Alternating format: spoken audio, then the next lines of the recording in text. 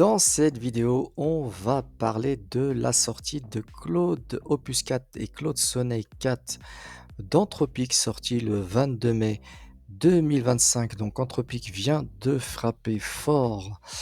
Alors, quelles sont les nouveautés de Claude 4 Sonnet et Claude Opus 4, hein? Donc d'après Anthropic, ce sont les meilleurs modèles du monde, ok?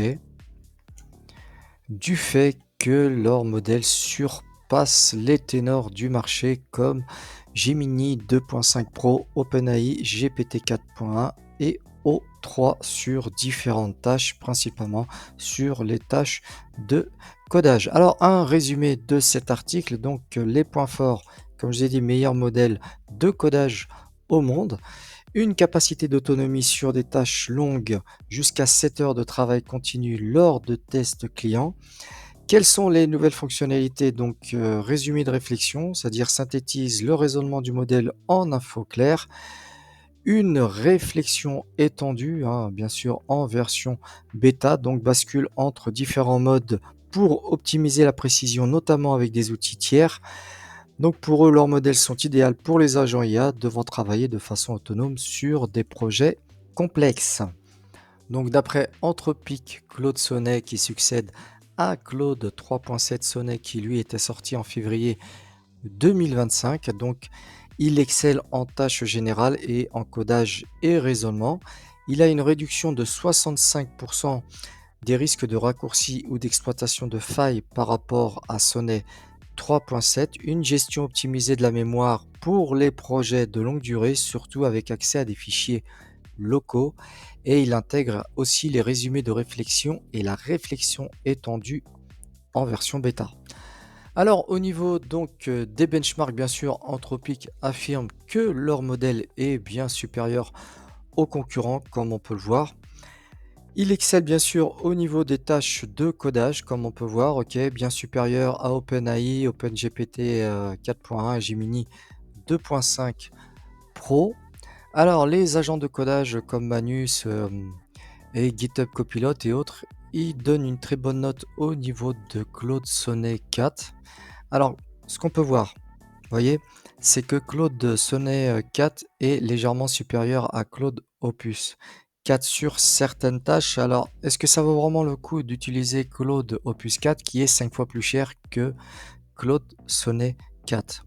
Comme vous pouvez le voir, franchement, après bien sûr, ils disent qu'il est supérieur à Sonnet 3.7 et bien supérieur aussi à leurs concurrents. Mais moi, ce que j'ai envie de parler, c'est justement au niveau des benchmarks. Est-ce qu'aujourd'hui, ils sont tous en train de dire oui, je suis supérieur à lui, je suis supérieur à lui, et que si, est-ce qu'ils n'entraînent pas, ils surentraînent pas leur modèle, c'est-à-dire ils connaissent d'avance les tests au niveau des benchmarks, ils les surentraînent sur ces tests pour apparaître au haut de la liste. Vous voyez ce que je veux dire?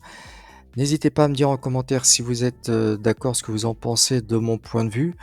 Parce que on voit pas mal de modèles dire oui, je suis meilleur que mon concurrent, mais parfois lorsqu'on les teste, c'est pas vraiment, ça ne correspond pas à ce qu'ils disent. La gestion des MCP a été fortement simplifiée par Anthropic, donc il nous explique que maintenant l'API Anthropic gère automatiquement la gestion des connexions, plus besoin de configurer donc ces MCP. Alors pour ceux qui veulent avoir plus d'informations de ce que c'est un MCP, je mettrai le lien en description, une vidéo que j'ai fait pour décrire ce que c'est que les MCP. Alors pour pouvoir tester donc Claude 4 Sonnet et Claude 4 Opus, hein, vous pouvez aller donc sur Claude Code pour pouvoir bien sûr le tester. Nous, ce qu'on va faire, c'est qu'on va le tester autrement avec VS Code, d'accord? Je vais vous montrer comment le configurer, bien sûr. Vous pouvez aussi tester de façon gratuite Claude 4 Sonnet sur Trae. Et oui, Trae ont été très rapides pour intégrer Claude 4 Sonnet, bien sûr. Alors, on a Claude 3.5 Sonnet, 3.7, et voilà. Claude 4 Sonnet est ici. Vous voyez, on peut même rajouter des images, c'est ça qui est génial. On va faire un test là-dessus. Bon, je pense qu'il va y avoir énormément de monde sur ce modèle. Donc les tests vont être un peu plus longs, bien sûr. Mais je trouve ça super Claude a directement intégré Claude 4 Sonnet sur leur agent. Alors, voici le site que l'on va essayer de faire. Voilà, il s'agit d'un site, une agence immobilière avec ici les propriétés. D'accord, vous avez ici donc les propriétés. On va faire une copie écran de ce fameux site. Alors, juste pour information, j'ai fait plusieurs tests. J'ai essayé de copier directement l'image au niveau donc de VS Code et Trae. D'accord. Trae, j'ai été bloqué plusieurs fois, énormément de monde dessus, donc je vous dis d'avance, n'y allez pas ces prochains jours. D'accord. Si vous voulez vraiment développer gratuitement avec Trae, sélectionnez un autre modèle que Claude 4 Sonnet. OK. Au niveau de Klein, pareil, au niveau de Kilocode, donc Kilocode, voilà, qui est un fork de Rocode et qui prend aussi tous les points positifs de Klein. D'accord, vous avez juste à aller sur le site de kilocode.ai, vous avez 5 $ gratuits, vous pouvez monter jusqu'à 20 $ en mettant votre carte de crédit, mais ils disent qu'ils vont rien consommer là-dessus, ils vont juste vous prendre une empreinte de 10 € et vous le rendront par la suite. D'accord. Et moi, ce que j'ai fait, c'est que je suis reparti sur Klein. J'ai été charger mon compte OpenRouter de 10 $. Voilà, j'ai intégré la clé et j'ai sélectionné le modèle Claude Sonnet 4. Alors, j'ai fait plusieurs tests en intégrant directement l'image. Pareil, j'ai été bloqué, à mon avis, il y a un problème, c'est une surcharge, trop de monde sur leur serveur. Donc, par contre, lorsque vous programmez simplement avec de simples prompts sans image et fichier, là, par contre, ça, voilà, ça programme, hein, il y a pas de souci. Ce que vous faites, vous prenez votre image, vous la copiez dans Gemini Studio, par exemple, et vous lui dites, crée-moi un prompt pour créer le même site. Franchement, après, tout simplement, vous prenez ensuite tout le prompt, tout le résultat qu'il vous donne, et on va l'intégrer par la suite, donc, au niveau de Klein, et on va lui demander de nous recréer le même site. Au niveau du stack, donc, on va partir sur du Next.js, d'accord? Next.js TypeScript Tailwind. Donc, je mettrai cette commande sous au niveau du premier commentaire sous les chapitres. Donc vous créez un dossier estates et là le petit point, c'est-à-dire il va intégrer tous les dossiers nécessaires dans le dossier estates. Sinon, si vous pouvez démarrer directement d'un dossier autre et vous pouvez donner un nom, par exemple estate pareil ici, il va vous recréer en fait un dossier intégrant à l'intérieur tous les fichiers nécessaires, d'accord? Alors voici mon prompt réalisé grâce à Gemini Studio à partir de l'image que je vous ai montré tout à l'heure. D'accord? Je simplement fait un copier-coller et je lui ai aussi indiqué où aller chercher les images et je suis parti récupérer des images libres de droit au niveau de Pixabay. Ensuite, vous les intégrez dans Public, un dossier images. Voilà. Voilà, différentes images gratuites que vous récupérez au niveau de Pixabay. Alors, on reste en mode plan, comme je vous ai dit. Donc, le plan, ça lui permet de réfléchir. Il va me faire des propositions. Dès que je suis d'accord, je passe en mode acte. D'accord? Je suis bien sur mon modèle Claude Sonnet 4. Alors, franchement, je vous dis, hein, j'ai fait pas mal de tests, il y a eu pas mal de bugs, leur réseau et leur serveur est sursaturé. Voilà, on peut pas le tester sur Kilocode, on peut pas le tester non plus sur Trae. Donc sur ça, vous êtes obligé de payer. Et même en payant, j'ai été stoppé directement en lui donnant une image, alors que quand vous le faites avec Claude 3.7 ou bien Gemini ou autre, ça fonctionne très bien. Donc voilà, c'est pas le jour en fait où il faut le tester, où il faut travailler avec, on va dire. Donc il a fini en fait à partir de mon prompt, hein, il me dit exactement ce qu'il fait. Comme vous pouvez le voir, il me présente la structure du projet. D'accord, il va créer des dossiers composants et autres, des dossiers UI, des icônes, des librairies, d'accord. Et là, il sait bien où sont mes images au niveau de mon dossier images. Donc, il me présente ce qu'il y a au niveau de la home page et autres. Donc ça a l'air d'être pour l'instant pas mal. On va passer en mode acte, ok. Ok, donc j'ai pas trop envie de, voilà, vous lire ligne par ligne. On passe en mode acte. Après, je pense qu'on va créer une autre page de détail pour la propriété. Donc là, je vais installer, lorsqu'il y a les commandes, vous les installez par vous-même. Ça vous permet de faire des économies, d'accord? Donc tout s'est bien passé. Voilà, vous rejetez, il va continuer. Donc voilà, là, il commence à programmer. Donc c'est un peu comme tous les autres modèles, ça va à la même vitesse, hein. On se calque bien au niveau de Klein ici, vous avez cette fameuse jauge, donc au fur et à mesure, pour chaque jauge, il vous dit exactement ce qu'il a fait, d'accord? Ça qui est pas mal. Bon, pour l'instant, il me crée des données factices.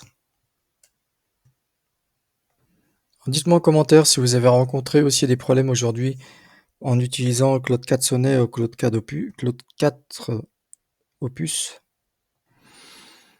Bon, déjà, on peut voir qu'il nous a créé ces différents dossiers comme il nous a dit, hein. Il nous a créé le footer, la navigation, la top bar. Très bien, donc comme vous pouvez voir, bon, ça va, il a l'air de bien se débrouiller. Après, il n'y a pas énormément de problèmes. Vous savez qu'on a des problèmes, on a des problèmes ici et il les recorrige. Hop, là, il y en a, vous avez vu, hein, il y en a quelques-uns qui apparaissent. J'ai parlé trop vite, mais il les corrige assez facilement. Donc voilà, il a terminé de me créer la maquette. Bien sûr, à partir de mon prompt, comme je vous ai dit, on n'a pas pu partir d'une image, mais d'un prompt que j'ai réalisé. Vous prenez votre image, vous la mettez sur Google Gemini AI Studio. D'accord, vous lui dites de vous créer un prompt à partir de cette image. Vous faites un copier-coller au niveau de VS Code, au niveau de Klein. Alors, ça m'a coûté 65 centimes et quelques de dollars. Ok, ici vous avez les différentes étapes au niveau de la jauge, qu'est-ce qu'il a fait et autres. Vous lancez enfin npm run dev. Alors, voici le résultat. D'accord? Voici le résultat, ce qu'il m'a proposé. Alors, tout ça, bien sûr, les images, ce sont des images que j'ai récupérées gratuitement sur Pixabay. Ok, voici l'original. Ok, voici l'original. Donc, il y a quand même une différence par rapport à ici. Mais bien sûr, là, attention, on est parti d'un simple prompt. Comme vous pouvez voir, le bas de page. Alors, dites-moi ce que vous en pensez, vous. Est-ce que vous voyez quelque chose de plus par rapport aux autres modèles? Vous savez, on a déjà utilisé les modèles Gemini, les modèles 3.7, Sonnet, DeepSeek et autres. Et j'ai l'impression qu'il avait réalisé de meilleures choses. Alors, on peut aussi l'avoir en affichage de cette façon. C'est un peu plus joli. C'est un peu plus joli. Après, bon, il a respecté la partie de recherche, la partie featured listing, contact. Voilà, par rapport à l'original. Ok. Après, regardez pas trop la qualité des photos parce que j'ai dû récupérer des photos, on va dire, gratuites. Voilà. Voilà la différence. Dites-moi ce que vous en pensez. Alors, en parallèle, j'ai lancé un test parce qu'on ne pouvait pas s'arrêter là. J'ai lancé un test. Je suis en train de faire la même chose avec Gemini 2.5 Pro. Et on va voir le résultat. Et ensuite, on va comparer entre Claude 4 Sonnet et Gemini 2.5 Pro. Parce que lorsque l'on regarde au niveau des benchmarks, ils disent que Sonnet 4 est bien meilleur que Gemini 2.5. D'accord? Et pourtant, Gemini 2.5 Pro, c'est pas un des meilleurs, hein. Il est seulement supérieur à GPT 4.1. Sinon, tous les autres le dépassent. Ok? Voilà. Donc, pareil sur VS Code, même configuration, même stack. J'utilise en passant par OpenRouter, donc Gemini 2.5 Pro. Je lui ai collé exactement le même prompt.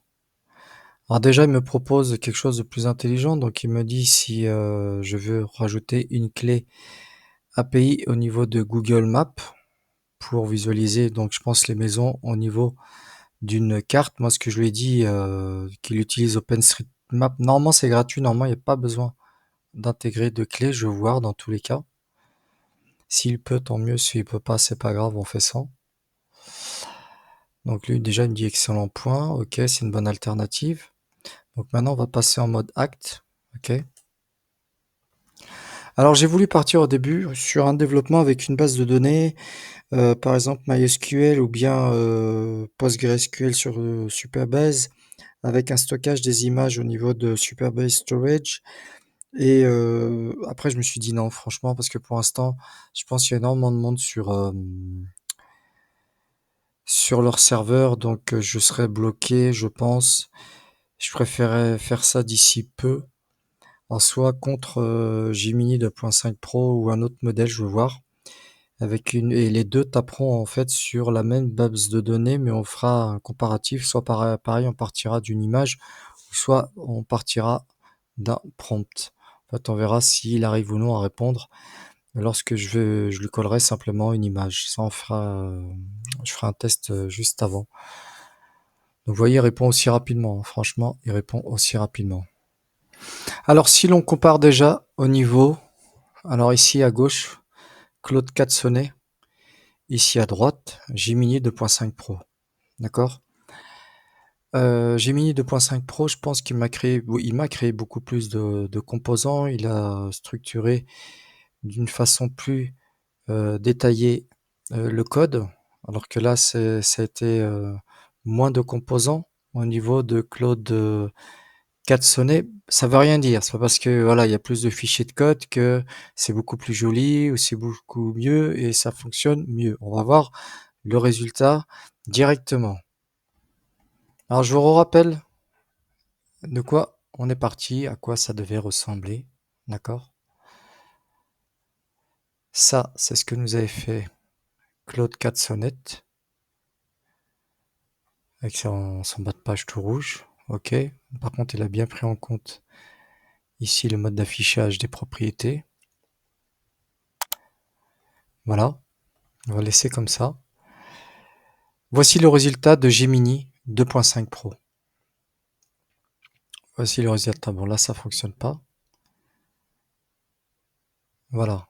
Voici le résultat. Alors, dites-moi ce que vous en pensez. Bon, malheureusement, il n'a pas pris en compte l'OpenStreetMap, c'est pas trop grave. Voilà. Dites-moi ce que vous en pensez. Qu'est-ce que vous préférez entre Gemini 2.5 Pro ou Claude 4 Sonnet?